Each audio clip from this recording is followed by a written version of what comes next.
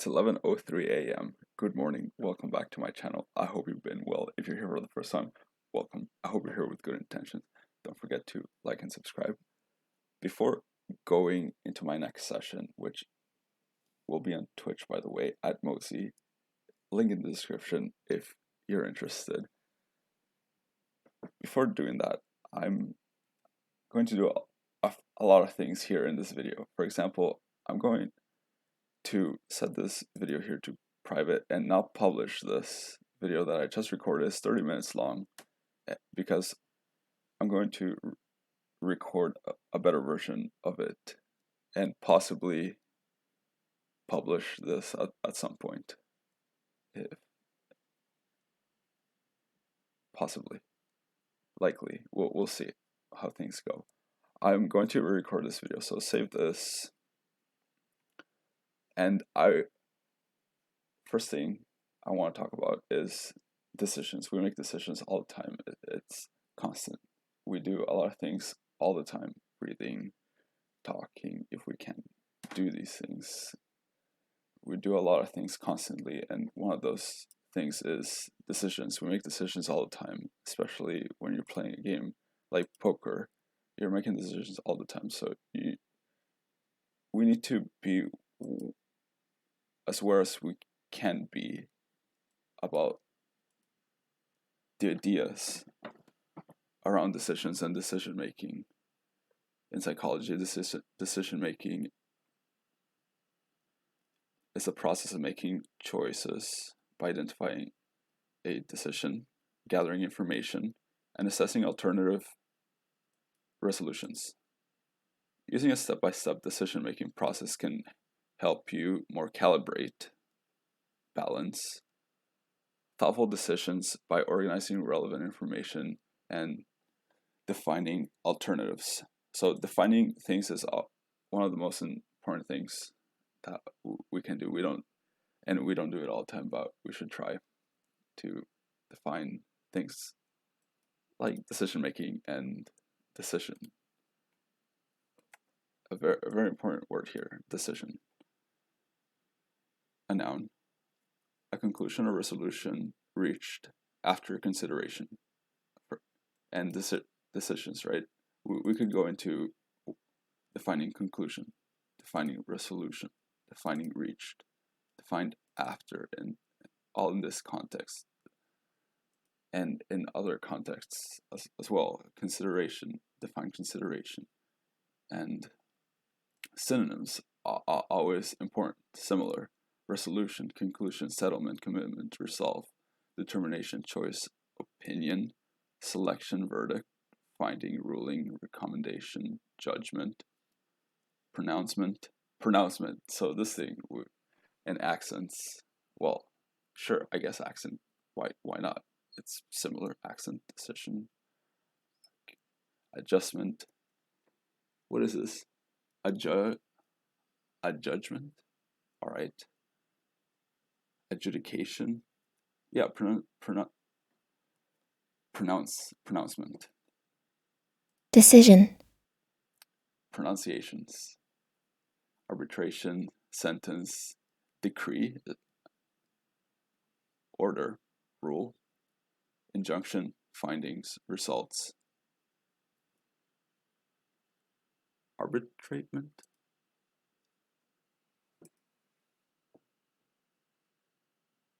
What's going on here? How is this taking forever to load?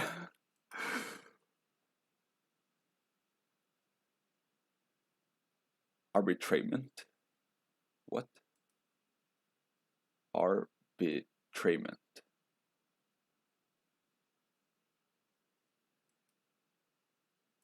By an arbiter. Arbitrament.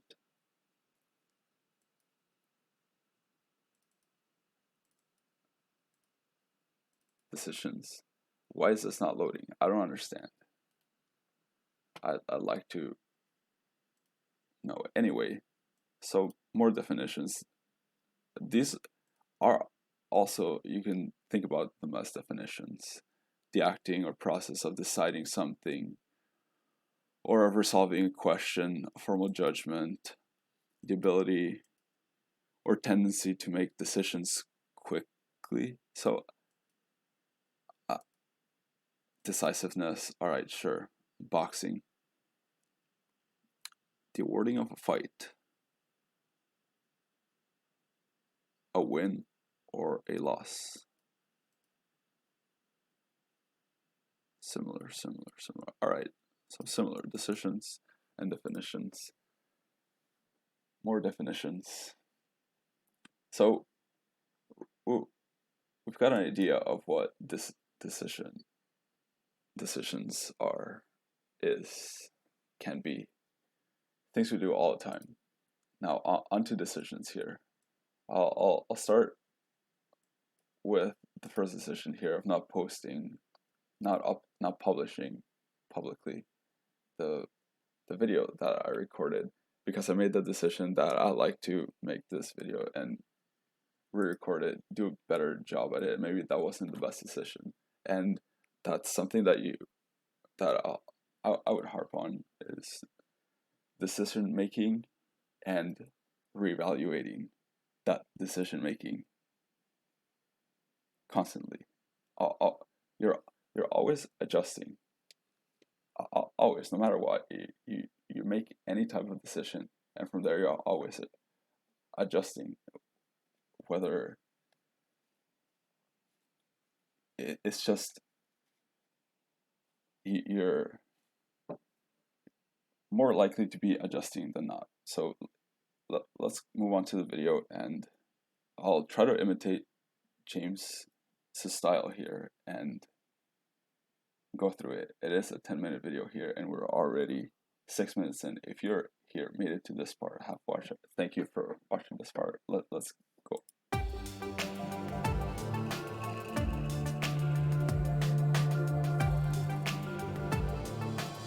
Hey everyone, how we doing today? This is James Sweeney, aka Split Suit, and welcome back to another video. And as part of the Ask Split Suit a Question series, a bunch of people asked hand history questions, and this one actually came via Facebook. And Rich prefaces the hand by saying, first of all, thanks for all your great videos. They have helped. Yeah, thanks for all your videos, James. I've watched them all. I appreciate it. I just got James's book, and I totally recommend it, even though I haven't listened to it yet. But yeah, thanks for all these videos and having this content out so that I have something to make content with and everything else. Helped me a lot. So here I have a hand I'd like you to review. Not sure if I played it the best possible way. And everything else I can't list here right now. Let's check out the hand. Okay, so in this hand we have queens under the gun, decide. All right, checking out this hand. So we've got queens under a gun and 3x. So the first decision we missed it was raise. So we've got the option to fold worst, call, not greatest, and raise to what size, right? And I've played some, I played 25NL at not this type of game 5-handed. And 3x, it seems reasonable. I do it. I try different strategies here, right? What? And the idea here is pre-flop, right? We've spent so much time on pre-flop here already, and I don't know if we should be, right? We're decision making here. What we're doing here when we're raising 3x is we should be thinking, okay, we can raise 3x. Can we raise 4x next time, or 3.5x? Okay, can we go higher to get more value pre-flop versus these players, or do we have a read? We're not sitting at this table, right? Do we have a read on any of these players where if we raise 3x, we will get 3 bet more often, or if we min raise, we'll get raised always, or something like that. We're looking for reads, right, information to make better decisions, and the first decision we have here with queens is to raise, and 3x is what was done here. We should keep in mind that we should either just call if we think for whatever reason a player goes all in. And then again, for these situations, you need a lot of information to make these types of decisions, like calling or min raising. But let's move on. To raise, get called by the small blind, get called by the big blind. All right, so small blind calls, big blind calls. And the small blind in this situation is a 45-36 over 12, and the big blind is a 26-20 with a 5% 3-bet over 181. Awesome that we have these HUD stats. Going to make this hand a lot more interesting. Go here. All right, so we've got stats here, and we don't have hero stats. I would like to have hero stats if we're going to have these stats. Anyway, 45-36 over 12, 26 over 20 over 181, 3%, or 3-bet 5%, and this happens. So no 3-bet from here or here. All right. So decisions. Check, check, here. Hero has a decision and checked. All right. So we're trying to make the best decision possible here. We can fold here as hero, check, or raise to what amount. There's so many amounts that we could be raising here. And if you think about it, the options that you have and what the best decision you can make be. I hope that made sense. When I look this back, I hope that sentence made some sense. But if we're trying to make the best decision here, and we think about the range of decisions that we have, fold, right here on the flop, fold, check, raise to 1 big blind, or 2 big blinds, 3 big blinds, 4, 5, 6. You get the point. Of the first 2 decisions, folding is obviously the worst, and checking is the second worst. Raising here seems like the best option most of the time, without any other reads, only this information. Raising here to some amount seems like the best decision here.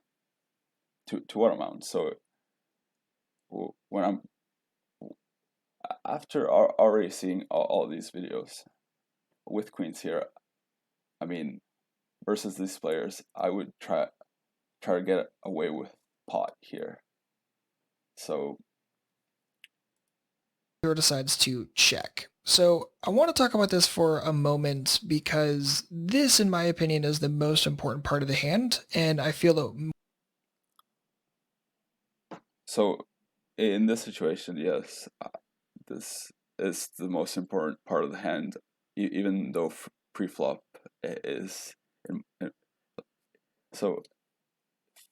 And fundamentally, I think pre-flop is the most important. But here, in this hand here, given how games play, 3x is very common, and here we are. Went massively overlooked, as it typically does. Oftentimes when we're reviewing hands, people tend to overlook, unfortunately, the most important element of the hand, which is usually like a specific street or a specific size, and these are things that we want to avoid doing. So those are things that we want to avoid doing, and there's things that we want to do more often. So what's the opposite of avoiding? What is it? If you're not avoiding something, you are what are antonym, or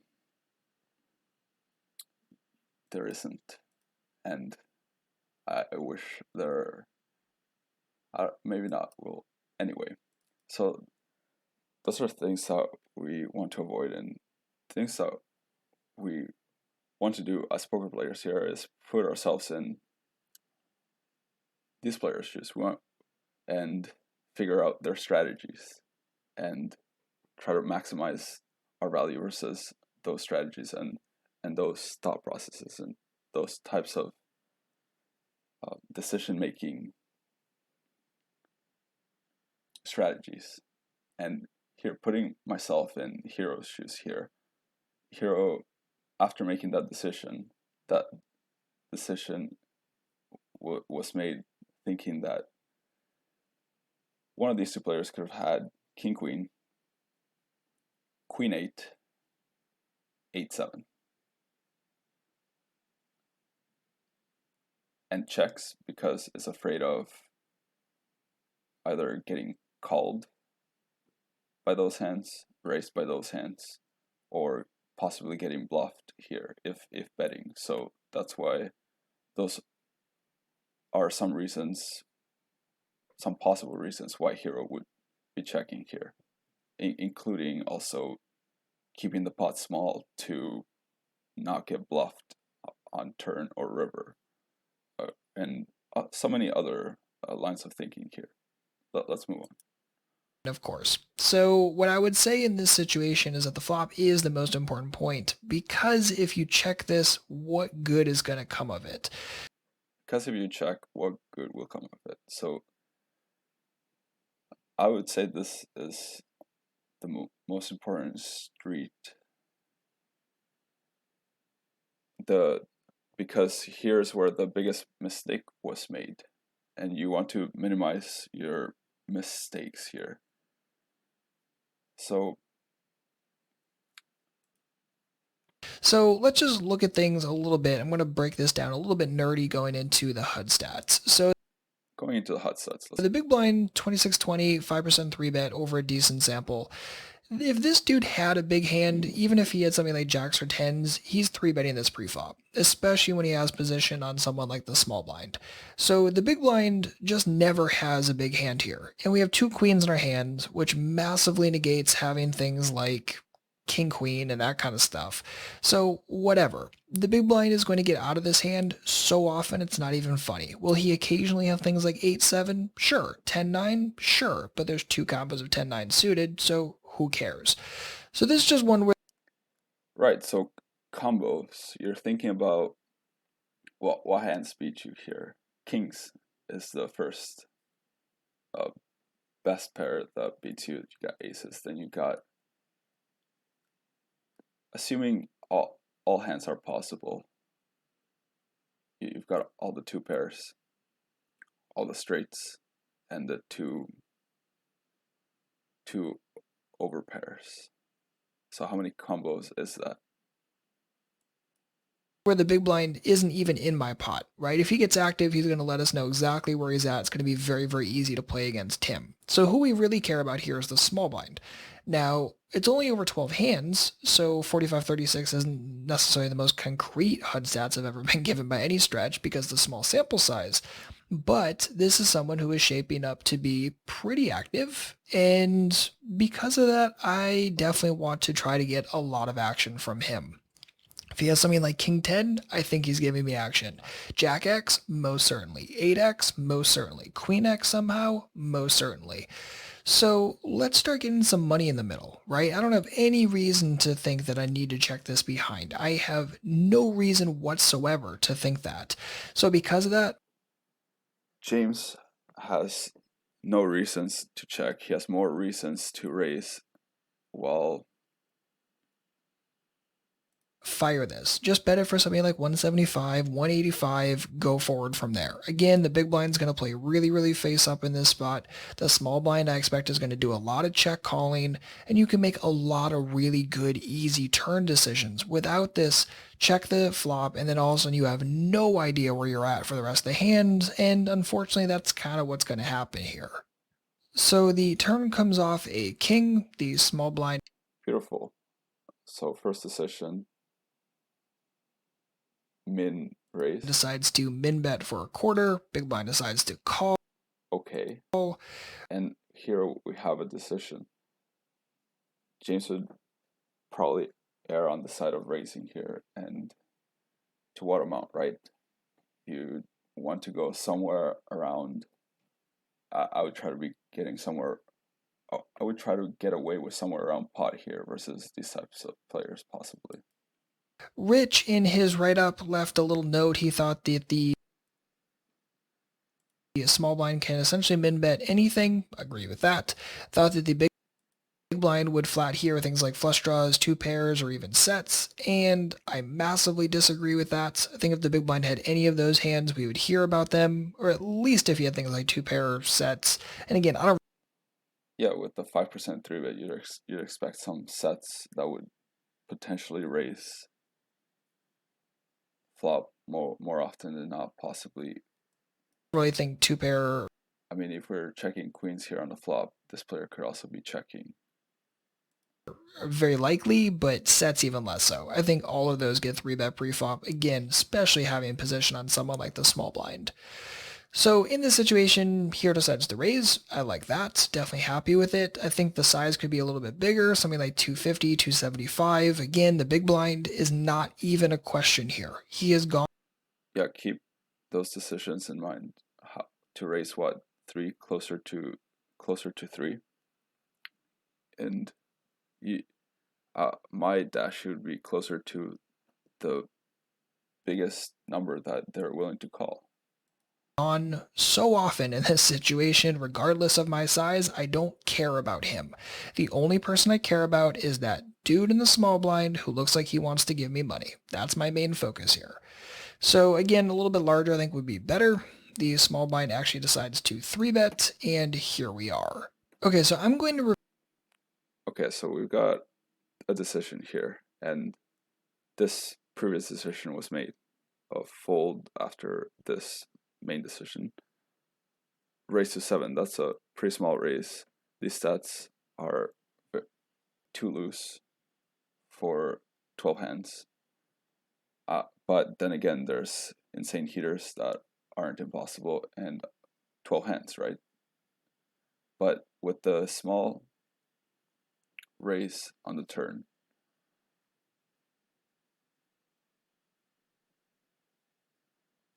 you think that with ace queen and the nuts they'd raise bigger,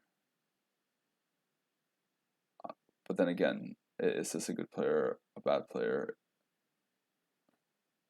How?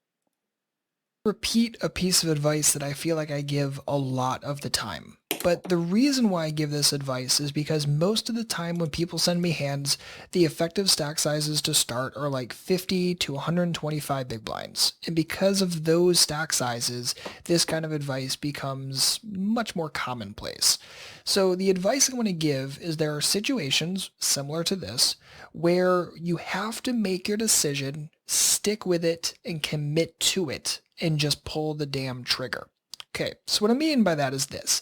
If we decide to call, we're going to have a 1650 pot. We're going to have 15 effective behind. And we already know that if we face a shove on the river, we're going to be getting about 2 to 1, right?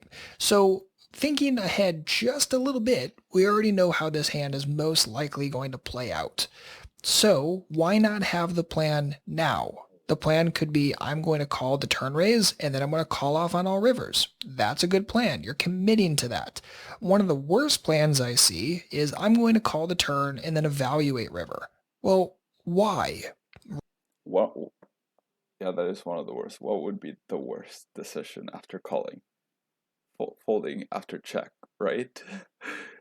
Folding after min bet, folding after 2 big blind bet, right? That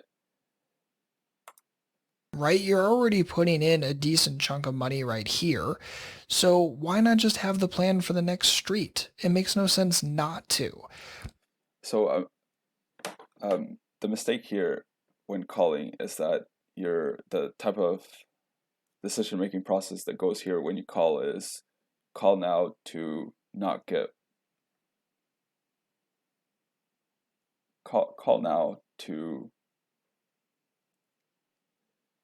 see the river, and in case the river is club, a type of club, or any club, in this case 5 of clubs folds.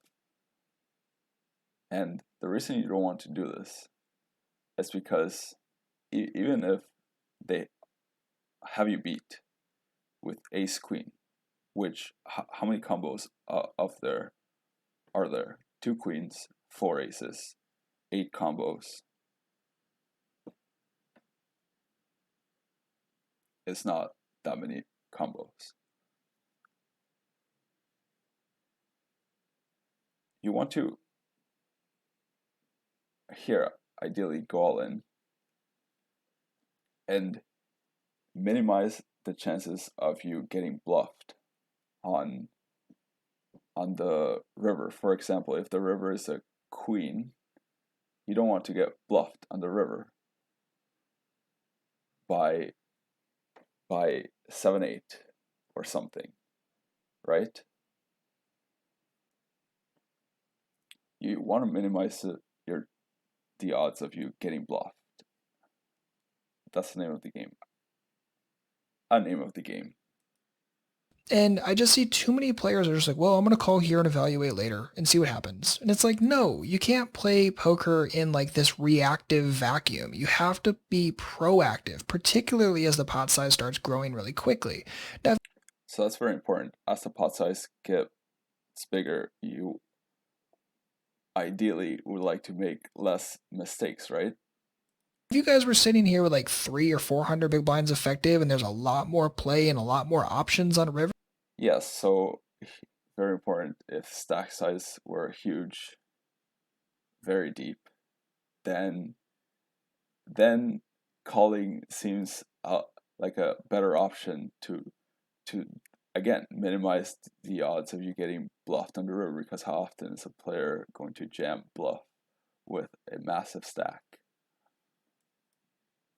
I'm not going to say this as much, but you need to be very, very aware of this when you're playing like 100 big blind poker, because it's the kind of situation that comes up a lot on turns, and a lot of players overlook it and put themselves in situations where they call it the turn because LOL we have to, and then they have no river plan. And I don't want you to continue making decisions like that, because it's a really, really painful place to make decisions from.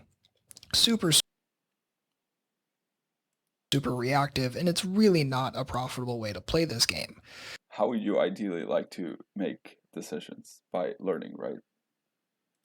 So, with all that being said, what I'm essentially trying to say is whatever your decision is here, whether it's to fold, whether it's to call, whether it's to rip, all of them are committing decisions and you have to commit with it. Now, obviously, if you call here, there's still money left going into the future street, but you have to kind of call with that committing mindset. What are you doing on the next street, and then commit to that. In this situation, that's most likely going to be call turn, call river. That's fine. That's a plan. Is it necessarily the best play? Well, you have to use some hand reading skills to determine that. But like the worst thing you can do is call here, fold rivers because something, right? I mean, there's no something that can happen that you shouldn't already be prepared for. Now, could you be behind here? Sure, there's ace queen. Now, again, had you bet the flop, all of a sudden that's not as much of an issue, and you go forward from there. But yeah, so there's ace queen, right? 8 combos. And but I digress. So, could you digress. Be behind the free rollers, things like queen nine of clubs and ace queen of clubs and things like that? Sure, but there aren't very many of them, right? There's ace queen of clubs. Right, so how many combinations of queens is this guy raising? Probably a bunch. I mean, maybe not. And then in the suited type, queen 8, sure. But then that's one combination. Queen 7, clubs, ace queen clubs, queen 7, all those clubs. Even 8 or any 2 clubs or any 1 club, right? Clubs, king queen of clubs, or any hand. We've only got 12 hands on this person. Queen 9 of clubs, and that's an important point. Any hand, even though 45% implies not any hand. 2, 3, 3, 4, 4 deuce, 7 deuce, right? This is what this implies. Something along those lines. we're probably out of the realm of reasonable queen X suited combos pre-flop. Now, obviously, this dude is shaping up to be a little bit fishy, but it's only 12 hands, and I'm not going to default assume over 12 hands that anyone is going to have something like queen 4 of clubs in their range. I'm just simply not. Once I get information or confirmation of that, sure, but I'm not going to default make that assumption in such a small sample. Which means, do I really care about clubs on the river? Now, I think that if the small blind had clubs and I decide to raise here to $2, I think he's just going to put in the extra $1.75 and draw at it for cheap. I don't see any reason for someone to min donk here. Yeah, so you're thinking about the decisions that were being made. This player is likely to do so many things. Let's move on. And then come over the top and 3-bet with a flush draw like 5-4 of clubs or something. I just don't see it happening. So I'm going to discount any like non-queen X of clubs kind of hand in terms of the flush draws. So because of that, just make your decision. Either say, okay, I think he's bluffing enough of the time, or I think we have the chop a huge chunk of the time and maybe he has some air, and then go forward from there. But again, make your decision right now. The worst thing you can do is call here, face a bet on the river, and then constantly fold. This is something that a lot of players do, but a lot of players get beat up for it. Yeah, you're getting crushed here if you're folding to a 5 of clubs on the river. You're getting crushed by these guys. 2 pair, nothing, literally nothing, ace highs. You're getting massacred here when you're folding. That's why you'd like to go all in on the turn, bet on the flop, and keep in mind pre-flop sizing. And I'm not even going to really analyze the river because the river's not that important. What's important is the turn and coming up with that profitable plan right then. Now, one of the notes that Rich sent in his write-up was that he thinks that if the river didn't come a club, he would have called. And I don't want the thought process to involve that think word, right? I think if the river didn't come a club, I would have called. No. The thought process should be if the river wasn't a club, I would have called. Right, it needs to be like concrete. Like, okay, if that were the 5 of spades, I'm jamming it in. We're good. I understand. I can imagine understanding that type of thinking. Call, evaluate on the river. Then again, stack size is so small. If you had massive stack sizes, right, then you can, even still, sure, you can think, but there's, after you've thought a while, there's not much thinking that goes on after there's a jam from these stats on this player right now. Just completely unknown. This situation does happen if you're playing, for example, in a Zoom pool, which I do all the time. You get unknown players all the time, and you To go. Not like, well, maybe, right? Because it shouldn't be. It needs to be like a definitive thing. Once you decide to call that turn raise, you need to have that definitive river plan because you already know you're going to be getting roughly 2-1 there. So you need to have that plan in advance. I don't want to see that wishy-washy maybe. Have that definitive plan on the turn, especially when you know that there's a pot size left essentially on rivers. You need to have that plan on the turn. So the one of the biggest ideas here is trying to make the best decisions possible and having a plan, basically a plan. And it's so difficult here in poker, right? Because there is essentially an infinite number of plans, an infinite number of raise sizes and situations, essentially. So Rich, thanks for the great hand, and if you or anyone else has a poker-related hand or question, feel free to leave it on our Google Plus page. Leave a link for that in the description box, and also please make sure to like and subscribe if you're enjoying this type of video. If you have any questions, please don't hesitate to let me know. Otherwise, good luck out there, and happy grinding. Yeah, happy grinding. If you've watched this far, thank you for watching. I appreciate it. I hope to improve making these types of videos. And again, James, you for putting all these videos in, giving me something to go on here and get started trying to practice the things that this practices. For example, talking here, something I'd like to improve. Thank you for watching again. I hope to catch you in the next video. Until then, don't forget to like and subscribe, and take care.